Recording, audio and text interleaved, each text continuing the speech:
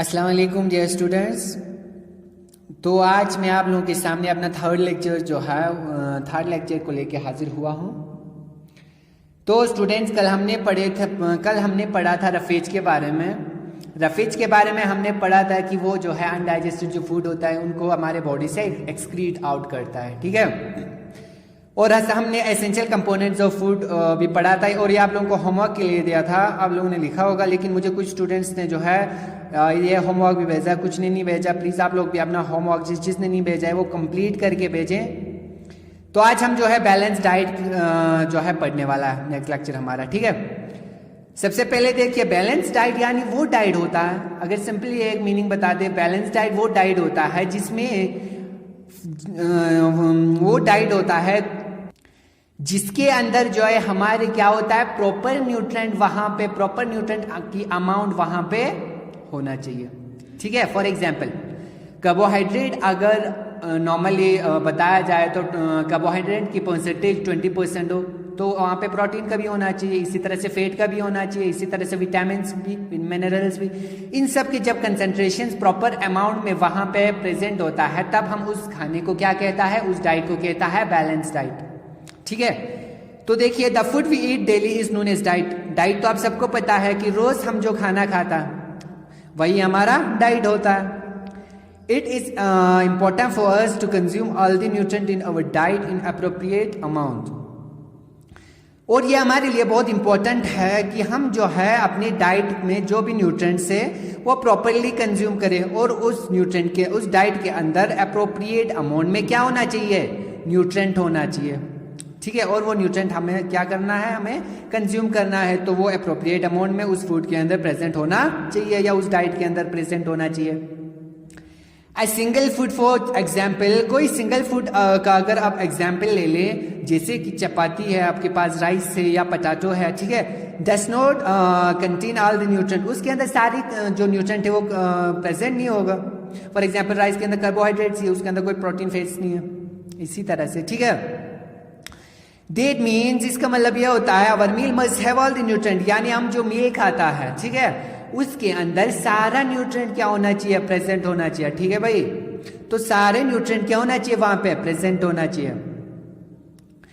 A balance diet is defined as the diet, last में ये definition देखिए आप लोग अच्छे से।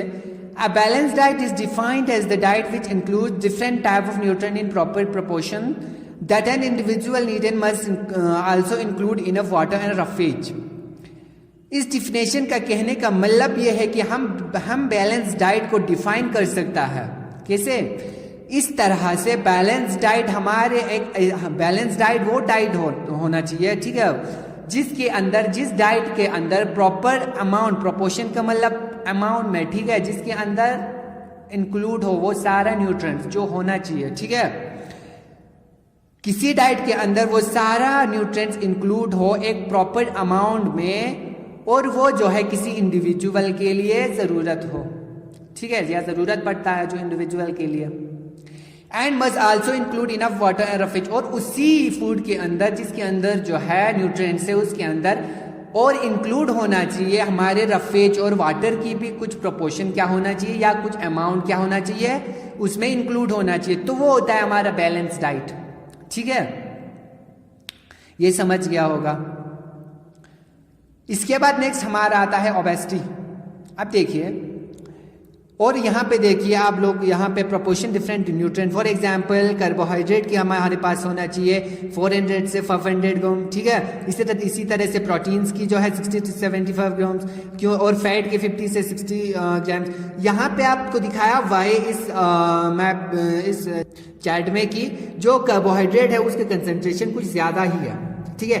क्यों है, क्योंकि वो हमारे एनर्जी गिविंग कंपाउंड है, ठीक है। इसी तरह से एनर्जी गिविंग कंपाउंड तो फैट भी है, तो फैट का इतना कम क्यों है, क्योंकि फैट जो है हमें एज कंपेयर टू कार्बोहाइड्रेट, वो छोटे से अगर थोड़ा सा फैट खाएं तो वो जो है ज्यादा एनर्जी हमें प्रोवाइड करता है, इसलिए जो इसका कंसेंट्रेशन इतना ही है।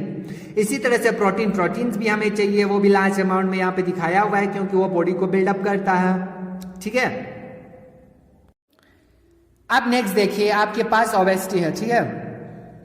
Obesity means that the person is having much more weight than normal due to constant eating। Obesity normally सबसे पहले इसकी सिंपल डिफिनेशन ये है, ओबेसिटी होता है क्या है, ओबेसिटी एक यानी हमारे जो ह्यूमंस होता है उनके अंदर एक डिसऑर्डर आता है, ठीक है, एक डिसऑर्डर आता है जिसमें क्या होता है, फैट की एक्यूमुलेशन होने की वजह से या एग्रीगेट होने की वजह से उसके अंदर जो है मोटापन आ जाता है, उसके अंदर मोटापन आ जाता है और उसी से जो है उसके अंदर बहुत सीवियर डिजीज जो है कॉज होता है। फॉर एग्जांपल हार्ट डिजीज जो है होता है, ठीक है, और बहुत सारे सर्कुलेटरी जो है उसको डिसऑर्डर्स आते हैं, वो सारे डिजीज उसको आता है। Obesity mean that the person is having much more weight than normal due to constant eating.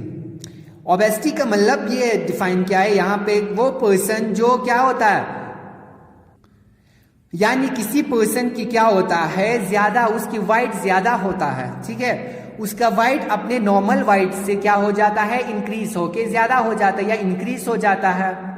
किस वजह से होता है, ओवर ईटिंग की वजह से या कांस्टेंट ईटिंग की वजह से, यानी खाते बैठते हैं वो पर्सन जो हर टाइम यानी किसी भी टाइम वो खाना खाता है, ठीक है, उनके अंदर जो है क्या आता है, मोटापन आना स्टार्ट होता है, जिसकी वजह से वहां पे फैट की बहुत सारे एक्यूमुलेशन होता है, ठीक है। The people suffering from obesity always crave to eat more than what their body needs.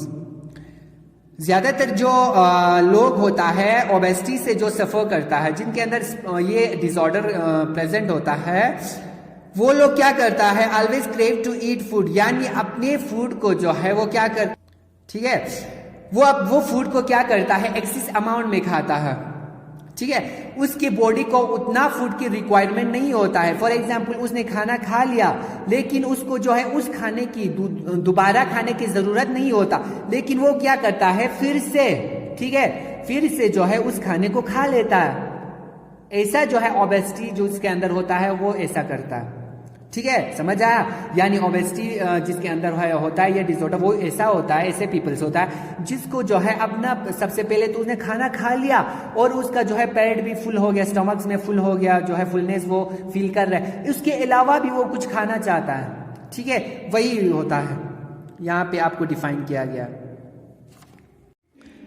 They are more likely to suffer from heart disease and circulatory problems as compared to the people having normal weight. और जिनके अंदर ये obesity होता है वो क्या होता है, उनके अंदर जो है बहुत सारे हार्ट डिजीज होने का चांसेस रहता है, ठीक है, और सर्कुलेटरी प्रॉब्लम्स होता है उनके जो है, यानी क्या वेन्स के अंदर जो है वहां पे क्या हो जाता है, ब्रेक हो जाता है या वहां पे डैमेज हो जाता है या वहां पे या वो सर्कुलेटरी सिस्टम्स क्या हो जाता है, स्टॉप्स हो जाता है, ठीक है, या ब्लॉक हो जाता है। As compare to the people having normal weight, या जो वो पीपल जिसके नॉर्मल वाइट है उससे जो है अगर कंपेयर किया जाए तो ये उनके अंदर जो है बहुत सारे सीवियर डिजीज कॉज होता है। For example heart disease, circulatory problem, ये सब मैंने कहा, ये सारा क्या ये सारा उनके अंदर ये सारे प्रॉब्लम्स क्रिएट होता है। आप यहाँ पे डायग्राम्स में भी देख सकते हैं, यहाँ पे एक ओबीस बॉय है, ठीक है, ओबीस बॉय का मतलब जिसके अंदर वो बॉय, इस बॉय के अंदर क्या प्रेजेंट है, ओबेसिटी प्रेजेंट है, ठीक है, ओबेसिटी डिसऑर्डर जो है इसको हुआ है। देखिए इसका मोटापन जो है बहुत हुआ है, ठीक है, इसके नॉर्मल वाइट से जब इसका जो है एक्सिस वाइट क्या हो जाता है, तो ऐसा होता है जब किसी पर्सन को ओबेसिटी हो जाता है तो वो पर्सन कुछ इस तरह से दिखाई देता है, ठीक है। तो आज का हम जो है अपना लेक्चर यहीं पे रखेंगे। आज हमने बैलेंस डाइट और ओबेसिटी के बारे में पढ़ा, ठीक है, और लास्ट में मैं आप लोगों को एक होमवर्क भी दे रहा हूँ। वो होमवर्क जो है प्लीज अपने अपने कॉपीज पे अच्छे से नोट डाउन कर लेना। तब तक के लिए खुदा हाफिज एंड बेस्ट ऑफ लक।